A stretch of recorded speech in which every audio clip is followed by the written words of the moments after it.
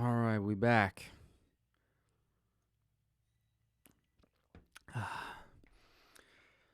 Today, oh shit. Too much stuff on my desk. Today we're going to be reacting to Dave Rubin's new response to Jordan Peterson's conservative manifesto. And the reason I'm doing this is because I want to try my best to show that Dave Rubin doesn't know what an argument is. He doesn't know what consistency is, and he doesn't understand how conversation works. There are an infinite number of videos out there from leftists, anyone on the left, showing how just like bad the things are that he proposes and how ignorant he is and this, that, and the other thing. That's not my goal. I would like to challenge conservatives who stumble across this video to, if you have the time, watch this with me.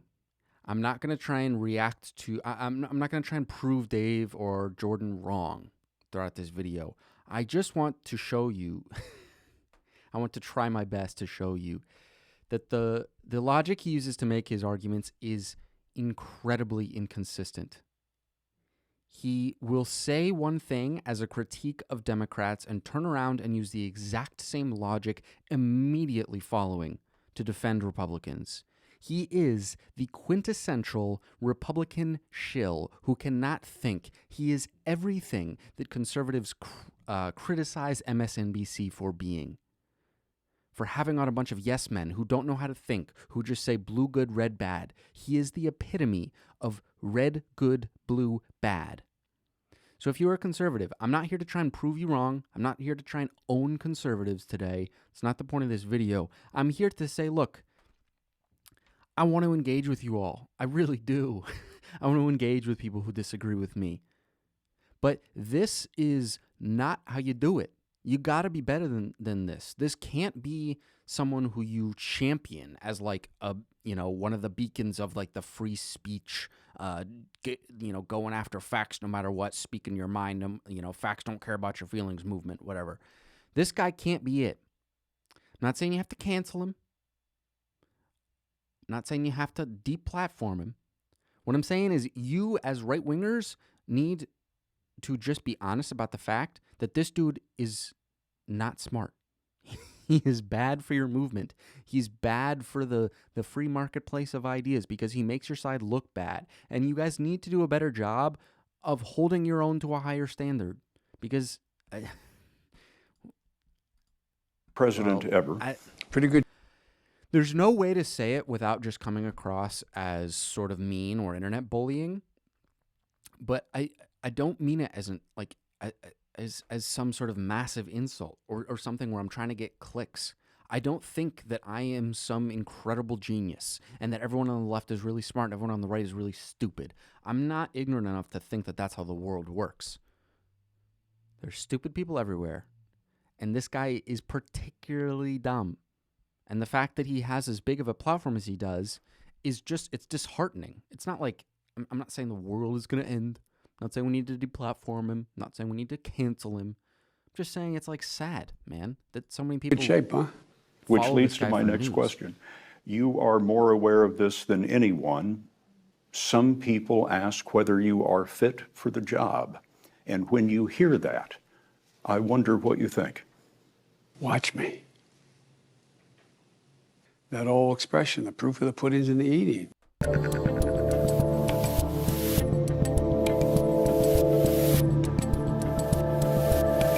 How you doing, people? I'm Dave Rubin. It's September 9th, 2022. We're live streaming on the Rumble, YouTube, and Blaze TV. Share, subscribe, tap the notification bell, all that good stuff. And the cold open today was just a little excerpt. We're going to play plenty more of the elderly man in wonderful shape, Joe Biden, who's pretending to be president. He did a... I'm not sure what it means to say someone's pretending to be president. Okay, so inconsistency right out of the get-go. Joe Biden is 79. And minus the fact that he's 79, physically, he appears to be in fine shape. Now, I'm not saying mentally. I'm not ignoring the fact that this dude constantly looks like he's about to fall asleep and can't remember the last thing he said. But physically, he seems fine. Trump, on the other hand, the apparent savior who's coming for us in 2024 will be 78 by that time. The man is morbidly obese, eats like shit, and is also going to die soon. So this criticism of Biden that he's old and not with the program, when you're turning around and praising the guy who's going to be 78 and is obese, and for how much these people love to talk about how being overweight is unhealthy, this is not the argument you want to make. You're not winning anyone over with this, because most people are aware of the fact that the president is, in many ways, just a figurehead of the party that is in power. Now, do I think it's fair to say that we should expect, is it not fair to ask of a president that they have it in them to have a 48-hour stretch without sleeping if the times call for it? Sure. That's fine. That's a fair criticism of Joe Biden. And I think if you were to make an argument from that perspective and say, look, I don't like Democrats, but it should be Kamala, just because at the bare minimum she can stay awake. She's with the program. That's fine. But you cannot then turn around and be pro-Trump, because Trump is also clearly incapable of that.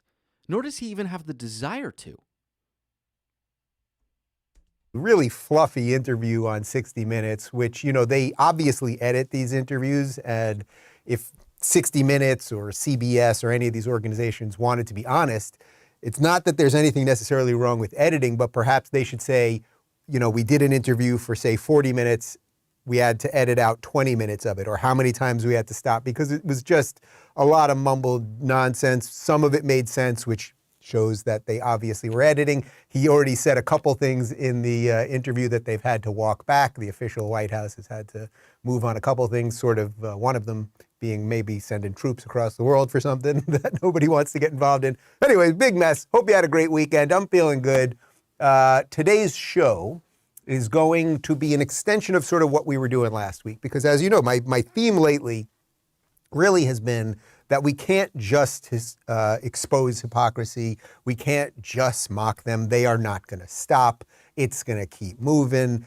Nonsense, whether it's gender stuff or race stuff or COVID stuff or climate lockdowns, it's just going to keep coming. So what can we do? We have to acknowledge the stuff, and yes, we can mock it and all of that, but that can't be the only thing that we're doing.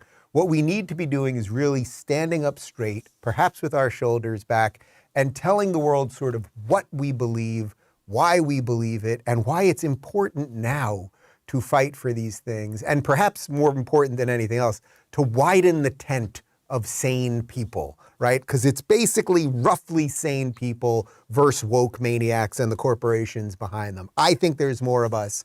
We've just been confused by algorithms and culture wars and all of that stuff. So Jordan Peterson, actually, he's been working on this, I think, for many, many years, actually, and I've seen drafts of it over the years. He has finally released a new conservative manifesto that addresses so many of the things that I've been talking about. So that's how we're going to frame the show today. We're going to show you a little bit of it up top and at the end, and then some. We'll compare and contrast what Jordan's talking about with some of the things that are going on in the world, including the people of Martha's Vineyard, the good, tolerant liberals of Martha's Vineyard who called in the army and had those 50 migrants booted in the name of diversity. Anyway, before we get to any of that, let me talk to you about Real Estate Agents I Trust. You guys know that buying or selling a home is already one of the most stressful things you can do, and it can be 10 times worse if you're not working with the right agent. Generally speaking, our homes are our biggest investment, which is a ton of responsibility, and you need an agent who takes that seriously. And that's exactly why I recommend Real Estate Agents I Trust. They work with only the best agents in every market. They do their homework talking to every agent before inviting them to join their network. And here's a big one. They only work with full-time pros, no part-time or inexperienced agents. Their team makes the introduction, then follows you through the buying or selling process to make sure that you're satisfied. The agents they work with have long track records. They're the best sellers in their field. They're part of this audience. They share your values, and they're almost anywhere you want to go. Just head over to realestateagentsitrust.com today. Provide them with some basic info. They'll contact you to make an introduction to an agent in your town. You move to Florida. You live happily ever after. Okay, so let's get right to it. We cannot just be fighting against bad ideas all the time. We need to actually clearly and cleanly state what we are for. Jordan Peterson has posted a 40-minute video reading a new conservative manifesto that he has been working on for many, many years, and he has finally released it. I'm going to play about a minute and a half of it right now. Hello, everyone. I'm going to read to you today something I've been working on, well, for many decades, I would say, really, but more intensely and specifically in the last 4 months. I've reviewed it with a lot of people around the world. It's called a conservative manifesto, and it's an attempt to begin the process of outlining a positive vision for the future on the center, right, and classic liberal front. It's not designed to be a propaganda tool. It's designed to be an invitation, let's say. A profound crisis of meaning currently afflicts, destabilizes, and demoralizes the sovereign citizens of the West and the social institutions upon which we depend. What are the values of paramount importance to the conservative temperament currently crying out for rediscovery, reconsideration, and discussion? An inevitably incomplete but crucially necessary list might include humility, liberty, autonomy, truth, agency. So one thing that's important to note here is that imagine I don't know who the left-wing equivalent of Jordan Peterson is, but some prominent internet figure came out with the liberal manifesto of 2022. It said, here's a list of our values where we base our liberalism from. This is where we need to get our policy from. This is where we need to differentiate ourselves from conservatives. And then they go on to say humility, liberty, autonomy, truth, agency. Now, you could tie all of those very easily to liberal positions. The question of values and ethics, and then and stating things which are generally agreed upon as good words, and then tying them to your own political agenda is nothing other than a manipulation of language, because no one on the left looks at this list of words. I mean, maybe by the end there'll be one or two which I have a problem with, but nobody looks at these words and disagrees with them. I'm for humility. I'm pro-liberty. I'm pro-autonomy. I'm pro-truth. I'm pro-agency. Incredibly pro those things. The disagreement is not with these values, and the conservative obsession with words associated with value and ethics and morals is nothing other than a fear tactic to try and say, hey, look at all these libs who hate humility. They hate liberty. They hate autonomy. They hate the truth. They hate agency. It is a game which your viewers who already agree with you will enjoy, will feel like they can see the connection. And in the same way, when liberals in liberal circles do the same thing, they hop on MSNBC and they say, we on the left, unlike our conservatives across the aisle, we are pro-humility. We are pro-truth. How many times in the COVID debate have you heard a liberal say, we are pro-truth and they hate truth? Conservatives don't hear that and go, damn, got us, nailed us with that one. You'd say, well, no. We just disagree that you're pro-truth. And then the argument becomes about the substance of whatever the specific instance is. So this is a waste of time. To get a political manifesto based off of values is a waste of time, because the entire intellectual gap that's going on, the entire intellectual leap which is happening, stems from how do we take values which are good, which we've agreed upon as being good, as its own discussion, and then how do we go from there and draw policy from that? How do we draw a political movement from that? And that in and of itself is a massive political project and philosophical project. And what's going on here is that you're saying, look at all these values that we agree upon. Now, here's how they obviously play out in the real world. And leftists go, no, that's not how those play out in the real world. And the same exact opposite thing happens with like the neolibs of MSNBC and CNN, who conservatives and like leftists get really upset with too. Is they'll say, well, here's a bunch of values, and here look at our political agenda. It's clear that these follow. And it's like the disagreement here is not over the values. It's over how you draw a political movement, a political agenda from those values. That's the entire disagreement. So this is a false framing. This gets us nowhere, because both sides can play the same exact game. And you can very easily word salad your way into saying, my side is pro-truth, your side is anti-truth. And then the other side turns around and says, no, my side is pro-truth, your side is anti-truth. And then you go, well, no, my side is pro-truth. It's like, well, what is the point of this? Literally, what is the point? And when it comes to big value words, I don't know how you can disagree that things like humility, liberty, autonomy, freedom, truth, justice, agency, I guarantee like tradition's going to be on here, and I'm not going to waste my time trying to come up with the rest of the list, because once I see them, it'll be like, oh yeah, shit, duh. But this obsession, I do think it's a fair assessment to say that it disproportionately goes in one way. And my point would be that if your obsession is over words associated with values, and you're the side that talks about traditional family values, values, that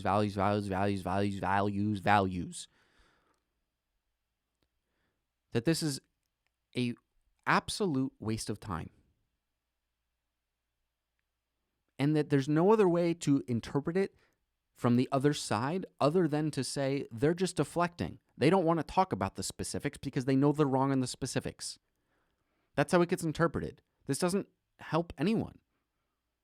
All it does is further the echo chamber. All it does is do the exact thing which right-wingers won't shut up about the left doing, which is which is fear-mongering, which is saying, look, we are the side that is living good values. They are the side that's living bad values. If we let them win, everything will be ruined. Everything we have fought for, gone, down the drain. And the fucking left will say the same shit. If we let the right wing win, everything we have fought for, everything this country is about, everything that makes this country great, will be gone. We will succumb to fascism. We will succumb to racism, misogyny, xenophobia. We will succumb to the worst of our human nature. Do you see how pointless this back and forth is? If you want to have a conversation about ethics and values, that is great. That's a great use of time. If you want to have a conversation about politics, that is great, and that is a great use of time.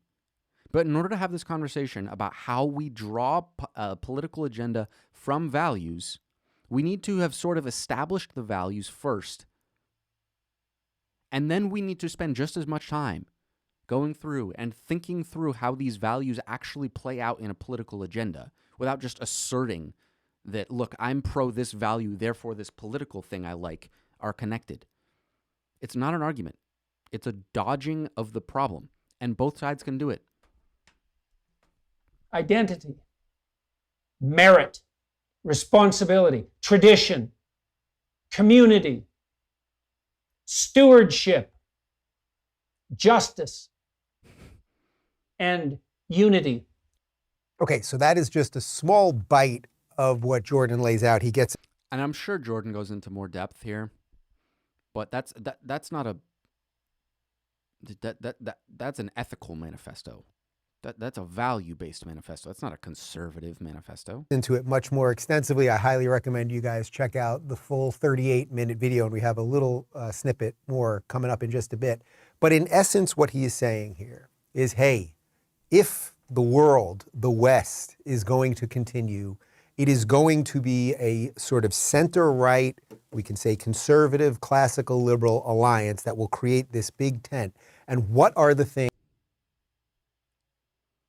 things that we'll be fighting for? Well, they put up a couple words right there. Some of them: truth, honesty, reality, humility, liberty, autonomy, merit, responsibility. All the things that we know are the right things, right? And if you do those things right, then maybe you get to a little bit of unity. What we're used to being told is half the country's evil, now unite. Now let's heal. But they always mean heal the other way, heal meaning bow. So how do we... Once again, I hope that viewers of Dave Rubin can see how whether or not you agree with what Dave just said is totally irrelevant. If your goal is to genuinely persuade people from the other side, to persuade people who are on the fence, then this game of the other side says that they're pro-unity, but what they really mean is fuck half the country. Fuck everyone who disagrees with me. They're the enemy. Let's unite around the people who agree with us. And you turn around and you say, you criticize them for that. And yet, what is the conservative notion of liberal America, of the left? It's that they're destroying the country. It's that they're the enemy. It's that they're evil.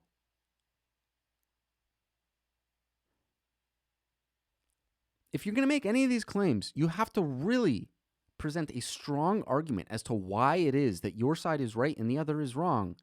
And doing so takes a lot of time. And in the world of politics, when we zoom through these videos in 30 minutes on 1.5 speed, you don't have the fucking time to do it. And if you do, you got to make one video. You got to write one paper showing one of these points. And just as and it's a line of logic that is so slippery because of how easily it can be used to support either side. You don't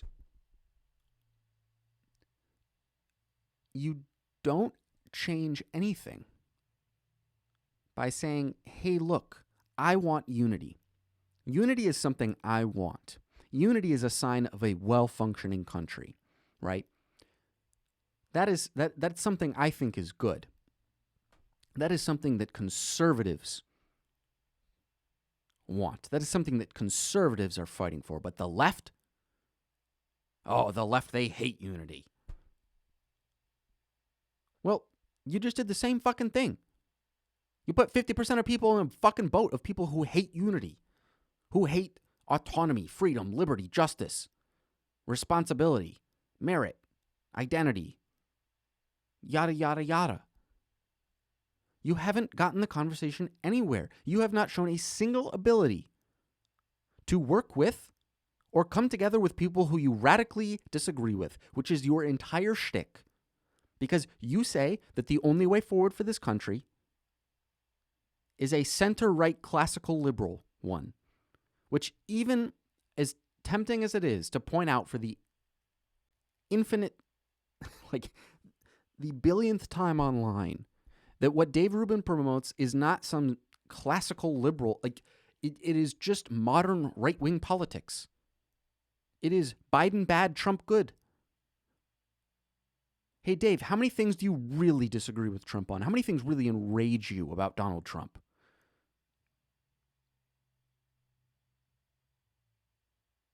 Hey, Dave, how many things do you really love about Joe Biden? How many things are you really happy that Joe's done? I'm pretty confident I know the answer to both of those questions. So to sit up there and say that your goal will lead to unity, well, sure. But the only way it leads to unity is by getting rid of everyone who disagrees with you, which is exactly the opposite of what your whole like free speech coming together shtick is about. And it's the exact reason why this argument is so silly on both sides. Because you don't actually mean it. You're not pro-unity. You're pro-you. You think you're right and the other is wrong. And that's fine. Just say that.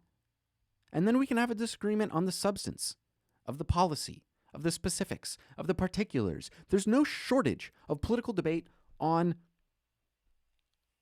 substance, on policy, on how to handle issues. This is going on all the time. Let's just stick to that. Why can't conservatives have a very clear path of what they want? It's very obvious what the policies of the right are. It's very obvious what the policies of the left are. Now let's just fucking stop with this, my side is pro-good things, your side is pro-bad things, therefore my policy is right, and just say, look, there are going to be bad actors on both sides, there are going to be good actors on both sides. Let's just actually fucking sit down and talk about the shit we disagree on, instead of playing this meta game of reverting back to further and further and further away from the conversation. Actually do this, and what does a movement look like? Well, we have to fight the bad ideas, and then we have to find the political people that are doing the right thing. So, do you all see like how like this is a man with 1.5 million subscribers, and he's saying, "Look, guys, I've got the truth. I've figured it out. We've got to find the politicians who are doing the good things, who are acting on the good values. And we've got to challenge the ones who are doing the bad things." Now, I know, that's just 1 or 2 sentences, and you could say I'm being uncharitable and this, that, or the other thing. But please, like y'all can do better than this. There are conservatives who, if I were to sit down and have a conversation with, one-on-one, given their knowledge of the world, given their debate skills over mine, they would own me in debate. I wouldn't be able to score a single point. Why don't you promote those people? Why don't you challenge yourselves to be better? Because this is just embarrassing. And it's every video. It's every single one.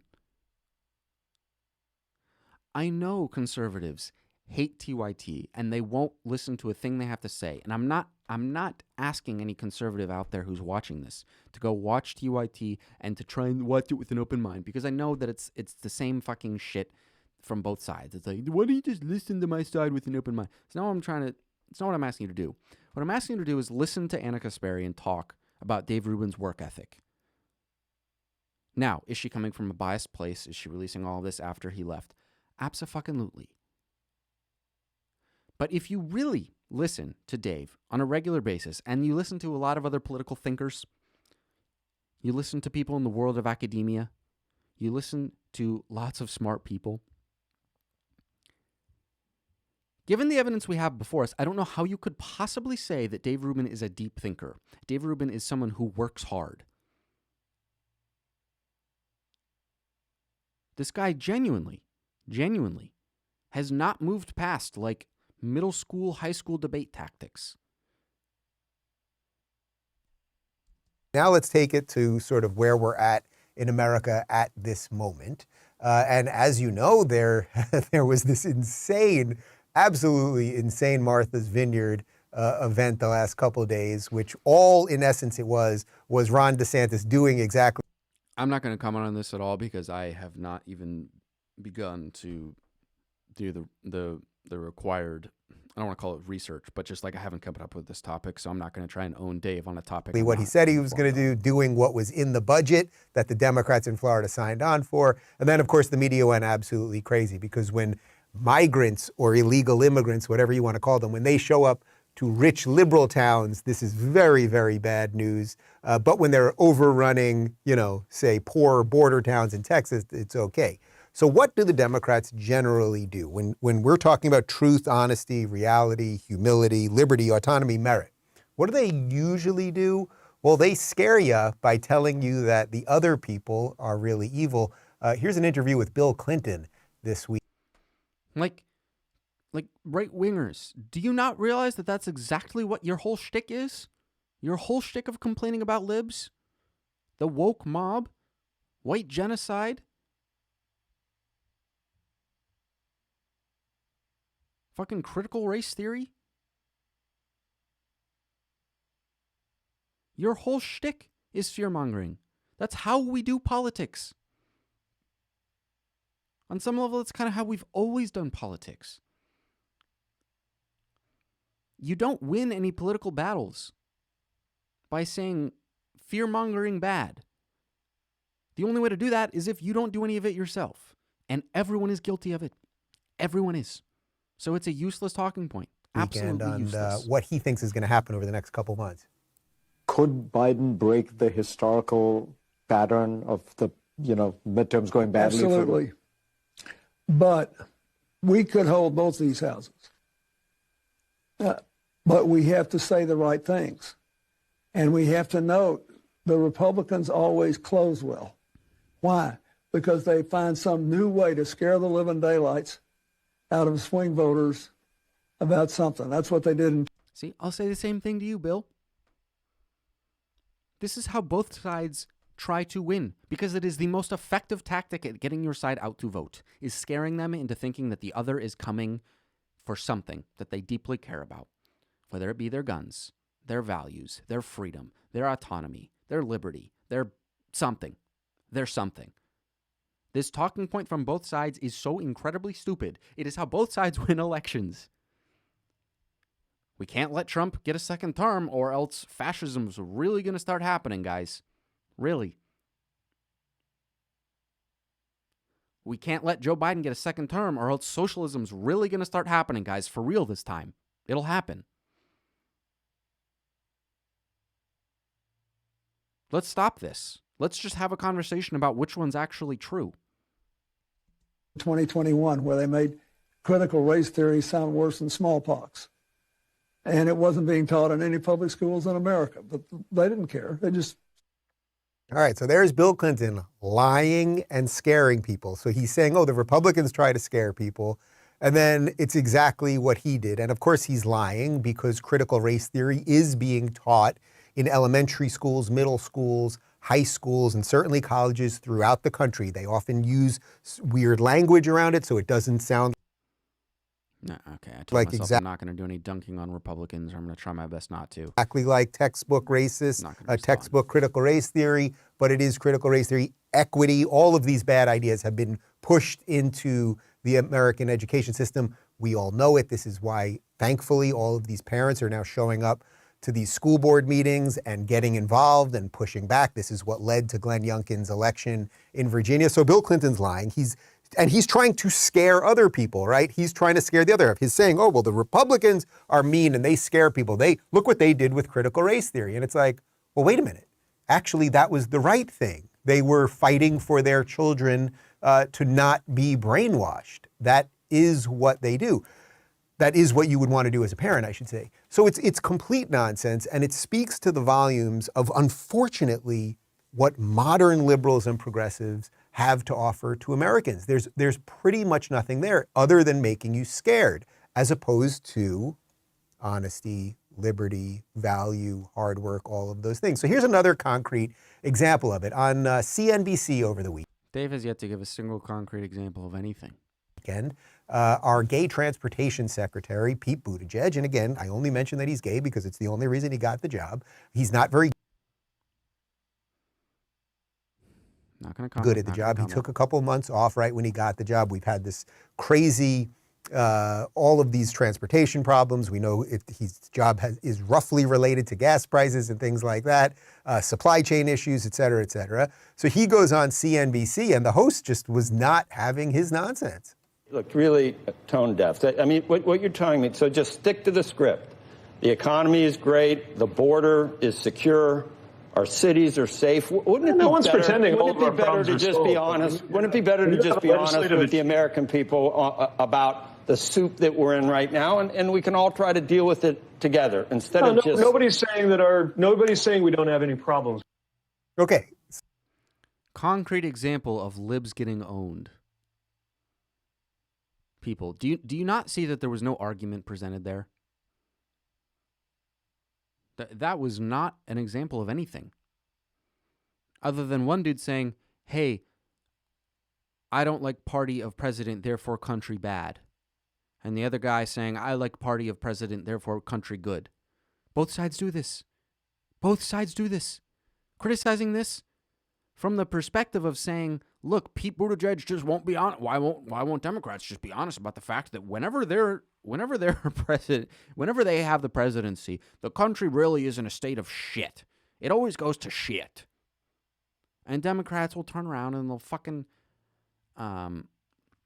whenever they're allowed to go on fucking Fox or CNBC or whatever the hell, well, Republicans in office or Republicans control the House or whatever, they'll say, why can't you guys just be honest about the fact that the country's in a state of shit and we can all come up with, we can all work together to try and find solutions. This is disingenuous nonsense. Because whether you're willing to admit it or not, conservatives, by whatever metric we agree upon is the best metric for measuring the success and well-being of the United States, it literally would not matter if we were by any objective metric in the best state that the United States have ever been. Given the current political climate, the entirety of the right-wing media would latch onto any fact they could find to promote the idea that the country is an absolute shit show, that we're going to shit. Because it's what gets them back into office. It's the only way for them to get back into political power. It's the only way. Because once your side acknowledges that the other side is doing anything good, that maybe things are actually fine, are okay, that we've made progress, all of a sudden, given the current political landscape, you've absolutely conceded the next election. And once again, Republicans, this doesn't just go one way. I'm not saying it does. But there's all sorts of arguments like these that get used over and over and over again. And they are just partisan, disingenuous, not engaging, fucking just bleh of arguments. They're word fucking salad coming out of think tanks. And they go for both sides. Because the thing is it wouldn't have mattered, frankly, whether Trump was, Trump or whether he was fucking Mitt Romney. The Democrats would be going on TV nonstop telling you that the country is in a state of disaster. Paying attention to these talking points is not where you get your metric for how well the country is doing, is not where you should be getting your metrics for which political side is right, which political party is promoting good ideas, which political party is promoting good policy proposal. We, as the American people, have no fucking choice, given the current political climate, other than to, if we're going to come together on anything, it has to be this, that there are a number of these lines of logic, these arguments that get used by fucking elites, by politicians, by the corporate media, by hacks like Dave Rubin. And they just use them over and over and over again. And one of the easiest ways to pick up on them is the fact that you could pick it up, plop it 10 years ago, 15 years ago, 5 years from now, 20 years ago, 30 years from now, and you could use them just the same. You can always use them. They'll never go away. They'll never stop applying to the world around them because they are incredibly circular. They're not arguments. They're saying they're filled with fallacies, our favorite word in the debate bro space. They are filled with logical fallacies because they come with them an incredible number of assumptions, right? When that host on CNBC says, hey, why can't we just acknowledge that the country's in kind of a state of mess, state of, the country's a disaster, and then we can work together from there. He's framing it as if the question is, why can't we just come together to work on our problems, right? Because he'll turn around an hour later and say, look, Pete Buttigieg couldn't answer a simple question about why we can't recognize our problems and come together to work on them. That's how he'll frame it. But built into that question are an incredible number of assumptions, primarily that the country is indeed in a state of disaster, that this country is a shit show, that we're falling apart. And well, that takes a lot of talking, a lot of digging, a lot of researching, a lot of thinking to really analyze in any sort of meaningful way what the state of the country is. So in a 5-minute TV interview, no, of course Pete Buttigieg is not going to be able to give an answer. He's not going to be able to give anything that even remotely comes across as a satisfying answer at all.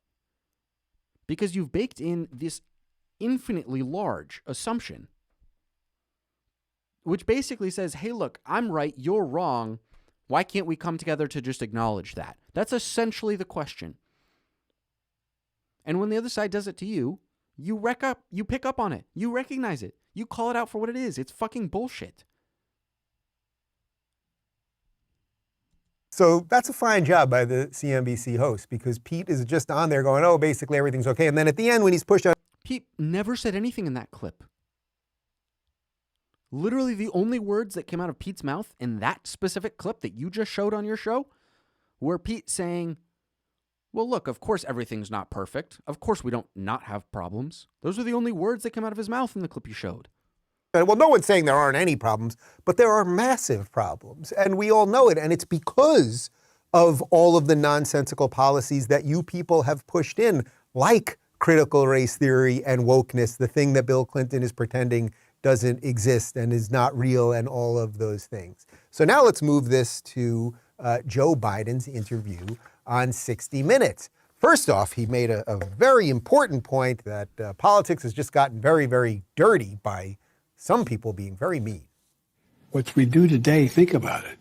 It's all personal attacks. It's about motive. It's not about I disagree on the subject matter. Huh. Well, that's interesting, Joe, because I have a vague recollection of this very scary speech from 2 weeks ago. Too much of what's happening in our country today is not normal. Donald Trump and the MAGA Republicans represent an extremism that threatens the very foundations of our republic. So do you see what they do?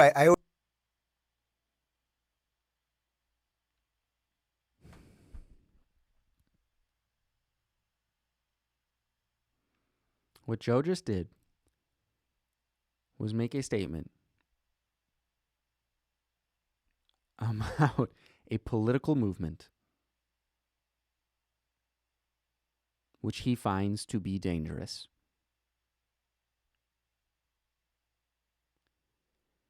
If that counts as a personal attack, as devoid of substance, as ignoring policy,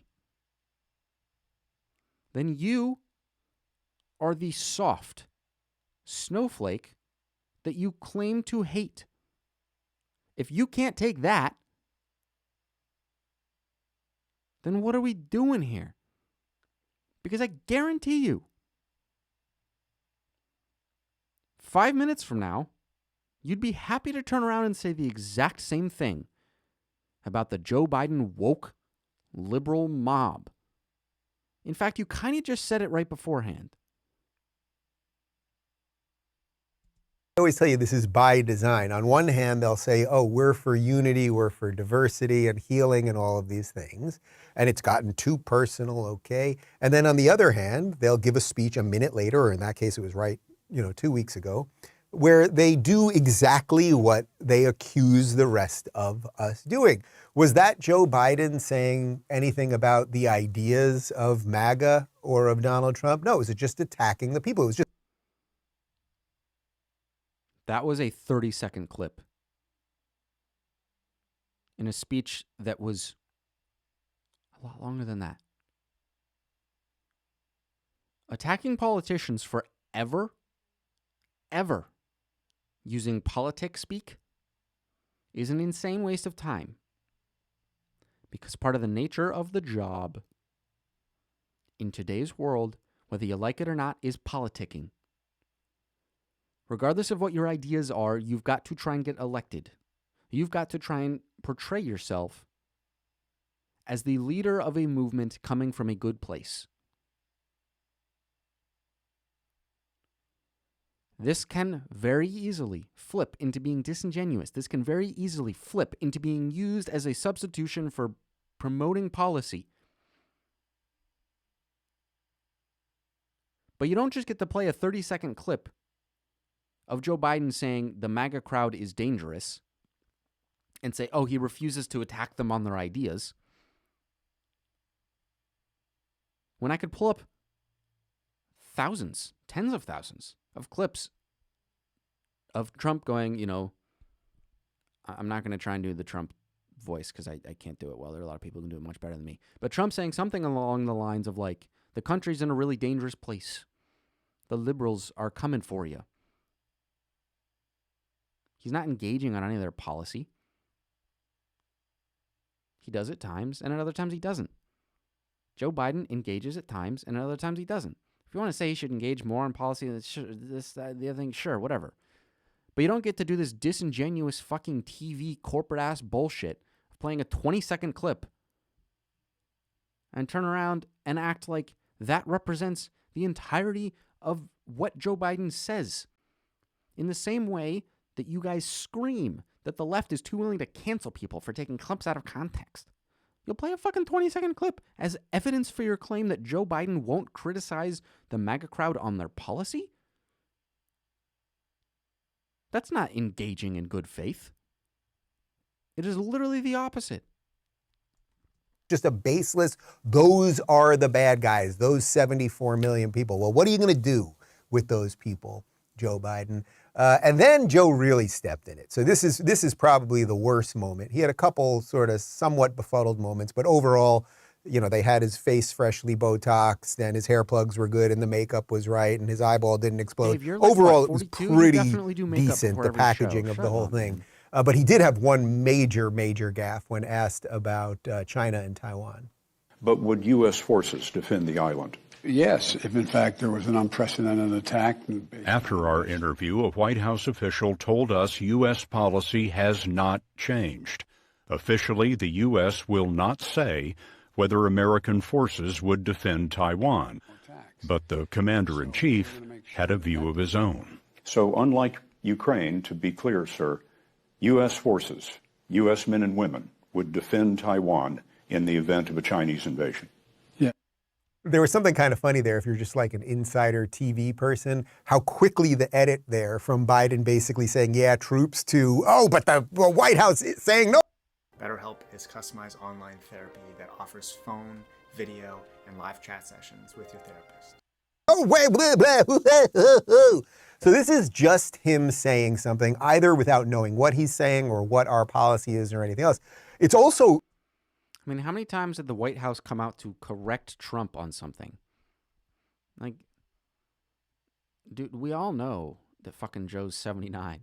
And that we all know throughout Joe's entire political career, he's said shit off the top of his head that when he thinks about it an hour or two later, he goes, not sure I entirely meant that. I said something without entirely thinking it through. That's who Joe is. It's who he's always fucking been. And... that's fine. Like,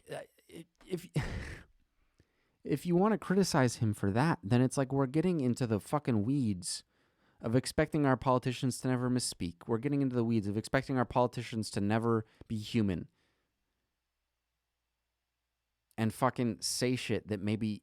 you know, it's also very possible that, like, Joe thinks that that's the right thing to do. And that the fucking... but that the White House recognizes, like, no, of course we can't publicly say that. How many times did Trump say things that, like, our intelligence agencies and our military officers were like, dude, stop, shut up, shut up.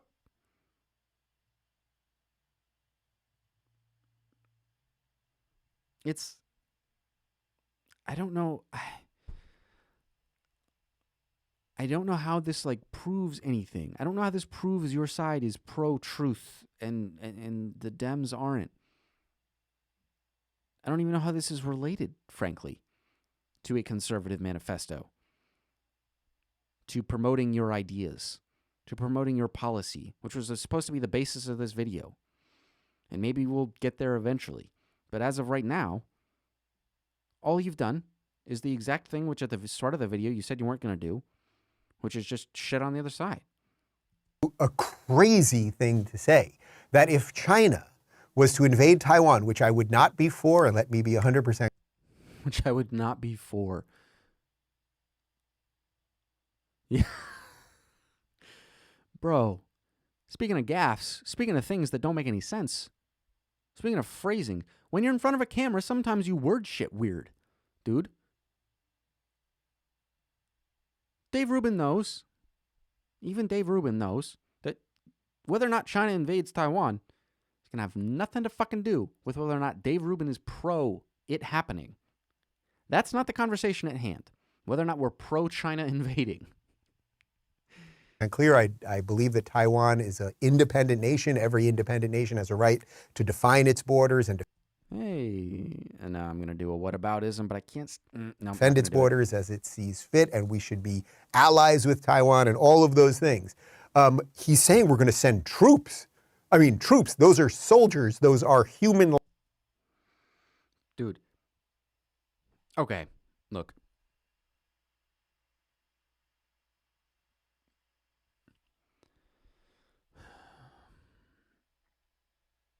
No, okay. I don't want to. Lives of Americans to fight.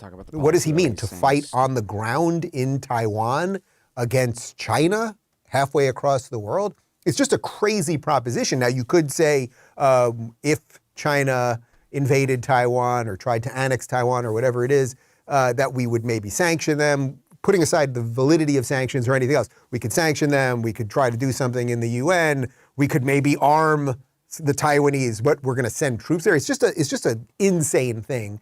It's also an insane thing because in light of what's going on with Ukraine, where we're in a war, but we're not in a war, we're funding the war, we're giving endless dollars for the war, we're giving weapons, but we haven't declared war, there's no debate about war. It's just like more nonsense. So immediately, obviously, the administration had to walk that one back. But now let me link that to where we started here, which is that I believe at this point, we basically have like a completely insane side on virtually every issue, whether it's immigration, whether it's China. Sound pro-unity to you? Does that sound like unity? Does that sound like humility? Whether it's COVID, whatever it might be. Both sides are full of fucking shit. Both sides act in bad faith. Both sides try to gain political power through any means necessary. Let's stop pretending like we don't and talk about the actual disagreement of the fucking policy on the goddamn ground. And then there's another side trying to put together something sane. That's what Jordan's trying to lay out here. And notice he didn't say, by the way, he didn't say this is a Republican manifesto. It's a conservative manifesto, meaning it's not a political party platform. It is a set of ideas that if we can hopefully come around to, that maybe we can defend the basic ideas of the West, which in a conservative manifesto he's defining as classically liberal ideas. That's a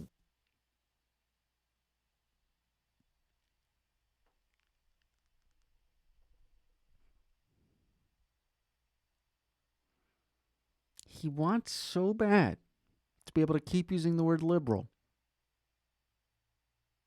He wants it so bad. Look at his face. He wants it so bad. A whole other topic. I wrote a book about it a couple of years back.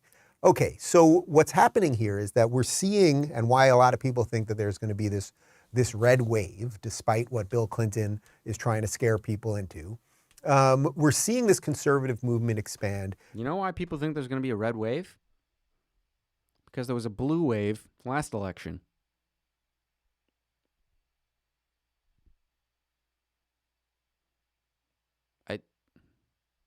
Whatever. not only because of the Democratic rhetoric, but the policy, right? It's both things. Their rhetoric is to scare the hell out of you, and their policies are basically nonsensical, and they're being exposed as such. So this DeSantis... Dude, it's the same boring bullshit over and over again. Their rhetoric is dangerous, and their policies are nonsensical. Thanks, Dave. Let me get the other perspective. Let me flip on MSNBC. What do they say? Their rhetoric is dangerous and their policies are nonsensical. So, oh, okay. All right. Well, I guess shit. Where do I go now? Their rhetoric is dangerous and their policy... DeSantis story and what happened related to flying 50 people to Martha's Vineyard, which DeSantis said he was going to do. He got the money in his budget. The Democrats in the state Senate voted for it, okay? Now they're all calling him racist on the very same thing that they voted for. It's exposing hypocrisy at... I don't know anything about this, but I don't know how it's possible. I don't know how it's legally possible for the governor of a state. I don't know. I just need to... I clearly have not done any research into this, so whatever. The most extraordinary levels. As I said on Friday, this is like one of the best red pill moments. It's such a great story because it's showing how inept all of these people are. So here is our black lesbian press secretary, Corinne Jean-Pierre. Dude, these people are obsessed with identity. They are obsessed. Obsessed. They can't say it without bringing it up. They can't do it without bringing it up. Getting called out at the White House for doing the same thing that DeSantis did. This is apparently, he said it was essentially no different than what the federal government has done in sending, flights in the middle of the night. That's the way he's characterized it.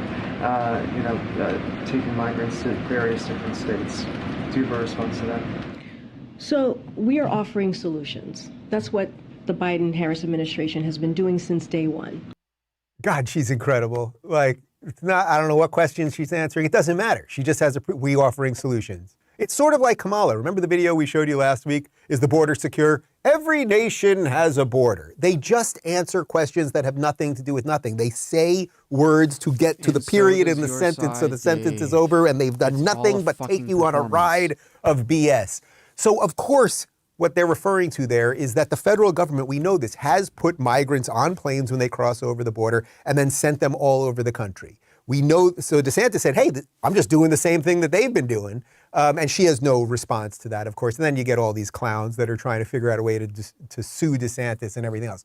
But again, if you just look at the reality, whether you think it's a political ploy, whether you don't like the tone of any of this, or if you think it's just mutually assured destruction, what is next to all of that is one guy did exactly what he said he was going to do, and then one guy, Biden, didn't do what he said he was going to do because they say that there's a border, but now these people are pouring in, so there obviously isn't a safe border. And then you have these crazy Democrats with their idea of sanctuary cities. And Martha's Vineyard, they had a big thing at town hall about nobody's illegal and everything else. And then when 50 people showed up, they get 150 National Guard and they boot them in 24 hours. It's rather extraordinary. But the idea of sanctuary cities, of saying, hey, we're a city where if you're illegal, meaning you're a criminal, by default, you've come into this country illegally. You are not supposed to be here. You are a criminal. You can stay here. You can stay here. You can work here. You can get benefits here. We'll give you COVID shots, everything else. Democrats seem to be for this. And even now, they're for it. Here's New York City Mayor Eric Adams. Just over a year ago, you tweeted, quote, New York City will remain a sanctuary city under an Adams administration. What is your message to migrants arriving in the U.S.? Should they still come to New York City? Well, I think that they should come to any place in the country that they desire their pursuit of the American dream. I don't know how that man got the job. Well, I guess I do know because people were so fed up with that. What was wrong with that answer? I mean, as far as like boring, generic politic answers go, right? Let me make an analogy to how we judge athletes giving interviews after their games. What do we expect out of our athletes? It's not blunt honesty. It's not, and anyone who says it is lying to themselves. We expect them to play the game of politics, to talk about the team, to talk about the process, to talk about how much they love the fans, how much they trust their manager, how much they hope to stay in the city of the team where they're playing is. How when they're going through a rough stretch, that it's on them. It's on the team to come together, to work through it. When a player gets benched for playing poorly, what do we expect them to say in the post-game presser? Is it, yeah, I'm really pissed because I got benched, it really sucks, which is true? Or is it, I'm just here to do what my manager tells me and I'm here to help the team win in any way? Is that the answer that people like? That is the answer that people like. Now, does this mean that we don't understand that behind the scenes, this is not how athletes actually think? That this is not how they carry out their day-to-day, quote-unquote, duties in regards to playing professional sports? No, of course not. But we recognize that there's a performative aspect of gluing this whole fucking thing together.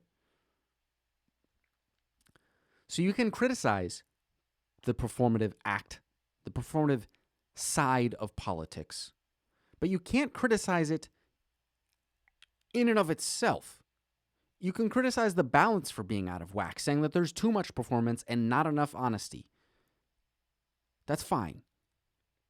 But someone giving a generic political answer and using it as an own, it's like, what do we expect out of our politicians? Part of the reason they're in office is because as public figures, they can't say the things publicly that you and I say. Dave, Joe Biden can't say on a 60 Minutes interview that if China were to invade Taiwan, that we would send troops, which we all know is true. We all know that's true. But he can't say it. Because it's an act. It's a dance. It's a game. It's a chess match.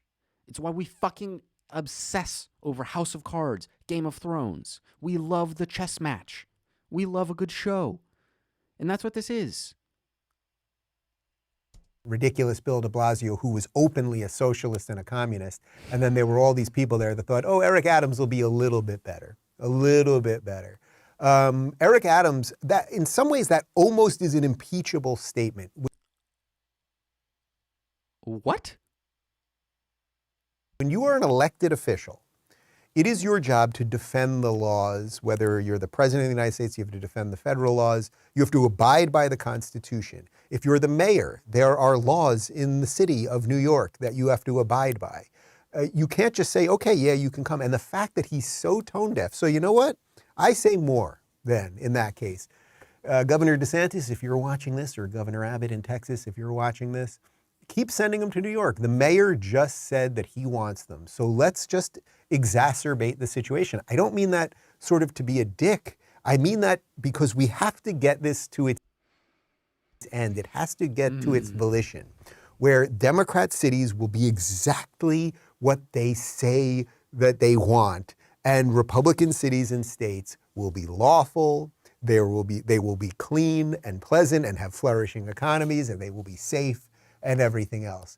Oh, and get this one. This is just an incredible video. I cannot believe that they didn't blow up the MSNBC truck as this was broadcasting. Here is an MSNBC reporter talking about how actually the people showing up to Martha's Vineyard, they like DeSantis.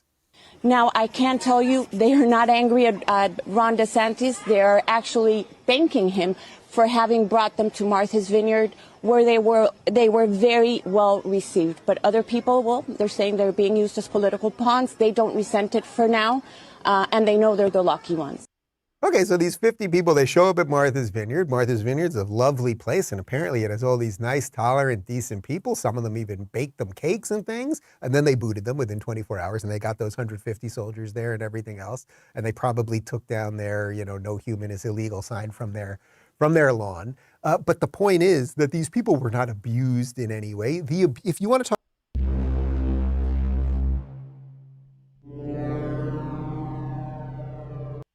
talk about the abuse of these people, the abuse of these people is an administration that sends signals that you can come to our border and get in our country, and then our mayors that say, yes, come here. Those mayors, like Eric Adams, not only is Eric Adams abusing the illegal immigrants, right? He's abusing them because the city cannot sustain them, right? We know this. And Muriel Bowser in D.C., the city is running out of beds in homeless shelters because of all the illegals. But then you're abusing your own citizens who have a right to your city services, who have a right to clean streets, and who have a right to be able to walk down the street and not be attacked or raped or anything else. Anyway.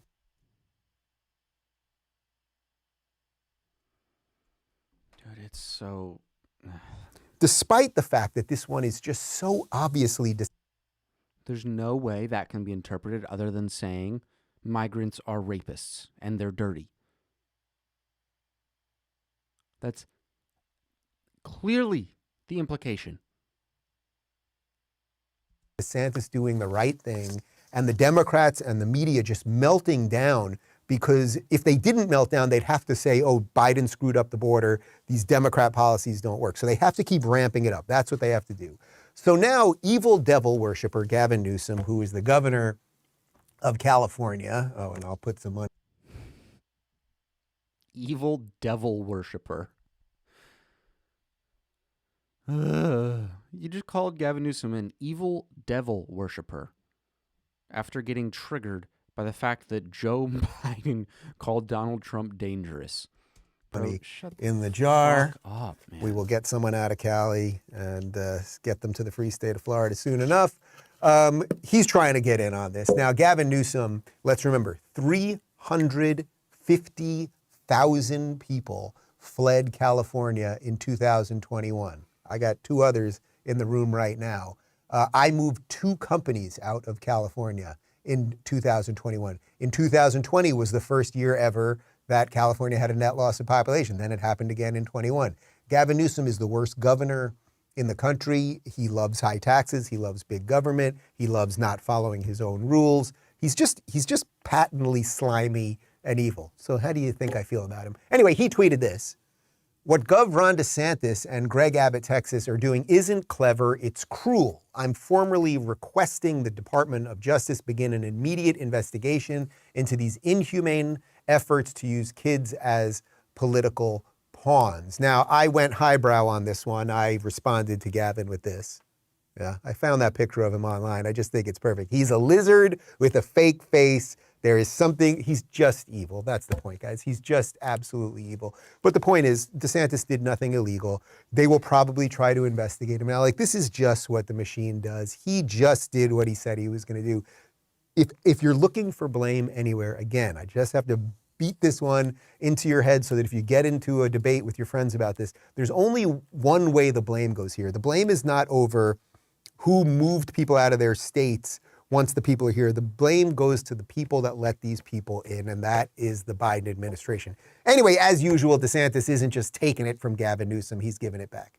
So the governor of California sent a letter to the Department of Justice saying you need to prosecute Texas and Florida governors, and all I can say is I think his hair gel is interfering with his brain function. I make fun of somebody with too much hair gel, the amount of spray I'm using around here. Anyway, the point is, DeSantis is just going to keep fighting. And that's what we've needed. That's what we've asked for. And again, to link this to the beginning of the show, that's what a new, let's say, conservative ethos would be. We do the right thing. We don't bow. We fight back. We punch. We're now 25 minutes in, and there's been no mention of what the conservative what are we for as conservatives, Dave? Wasn't that like the point of the whole video? Back all of those things. Okay, so that's really, really beautiful. So what are they going to do? Well, you may remember last week, we did a whole expose on this New York Times Magazine piece on Ron DeSantis. Can we pull up the image? So this was the New York Times Magazine last week, and the headline there on the tweet is Ron DeSantis, the Republican Party's future? In New York Times Mag, Matt whatever, conducts an extensive examination of the life and record of the Florida governor. And you can see by the image there, what they're trying to do is they're trying to create a fight between Trump and DeSantis, right? They want Trump to see that and be like, oh no, the media is going to him, I'm going to attack him. And there's nothing that would make them happier more, because if there could be a massive split in the Republican Party, well then what would that be? It would lead to actually what Bill Clinton was talking about there, that the Democrats could actually hold the Senate and the House. So that's what they want. Now, last week, you may remember what I said about that there was that what their move is going to be is not only that they're going to try to create this fight between Trump and DeSantis, but the line will be, and I am just so convinced of this, the line will be that Ron DeSantis is actually worse than Donald Trump because he'll have all the Trump policies, but he's effective. He's a manager. He's not a buffoon. He doesn't fire at the hip. He's calculating. So he's going to be Hitler on steroids, basically, is the move that the media is going to make. And then like clockwork, how about this op-ed yesterday in the New York Times? Ron DeSantis may be more competent in Trump in terms of his ability to use the levers of state to amass power, but he's also meaner and more rigid without the soft edges and eccentricity of the actual Donald Trump, writes whoever. Okay, so do you see? Trump was soft. Trump had these soft edges and he was eccentric. Now they're going to make Trump a hero in the name of trying to take out DeSantis. Just know it, guys.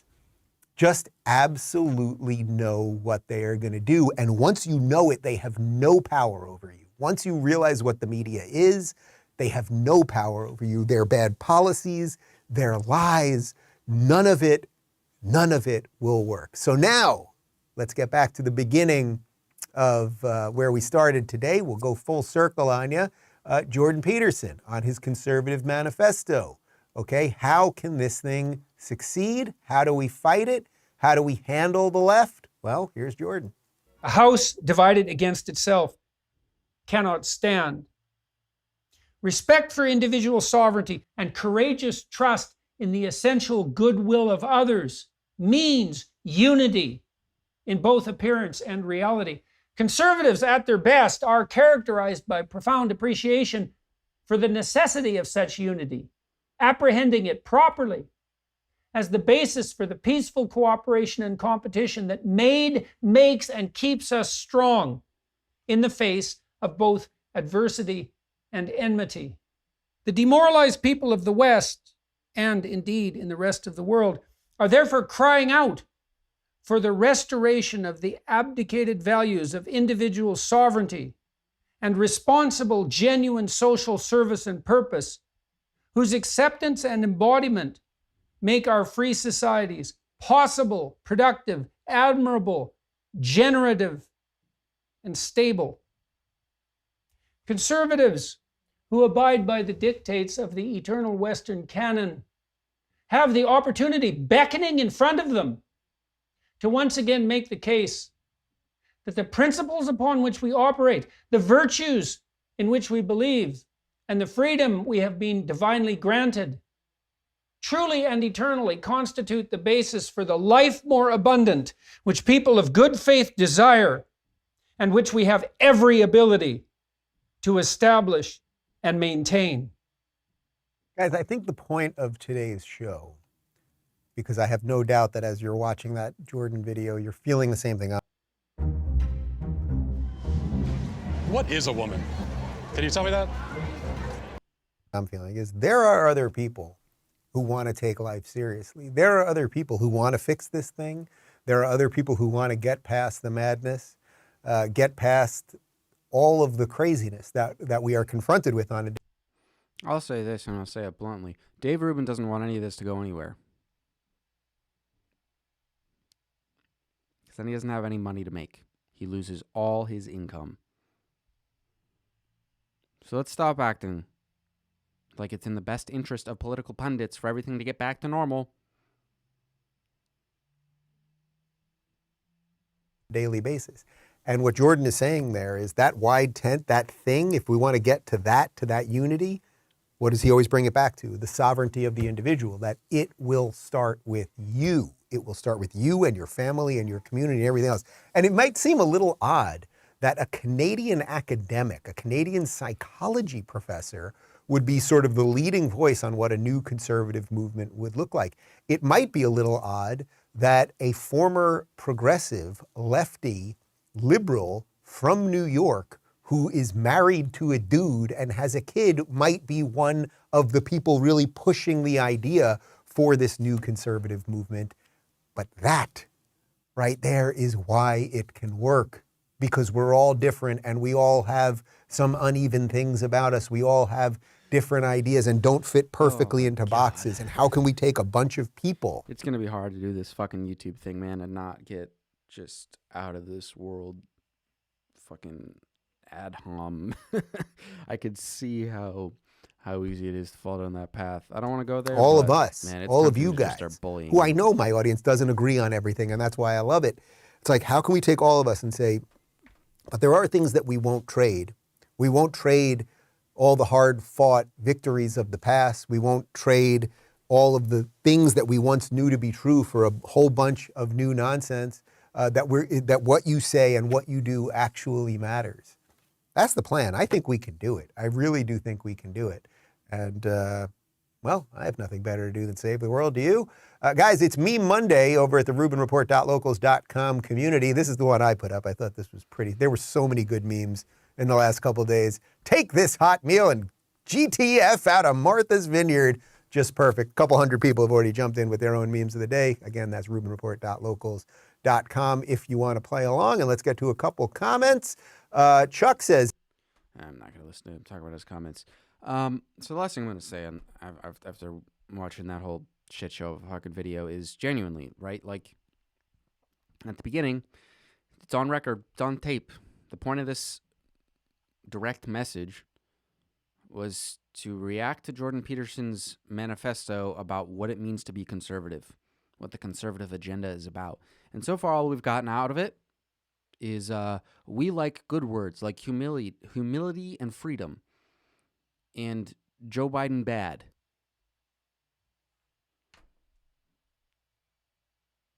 It's not a manifesto. There's no deep thinking going on here. It's just selling fear. It's doing the exact thing that you criticize the other side of doing, and you know that this is the case.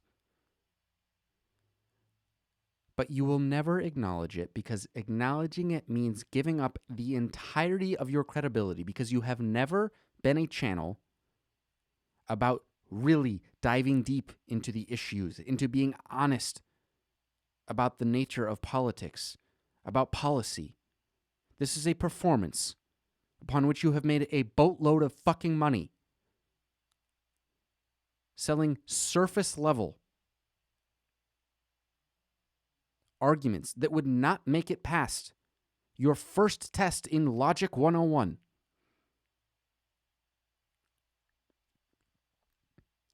There are people who are doing nothing to contribute to the political world. Dave Rubin is one of them.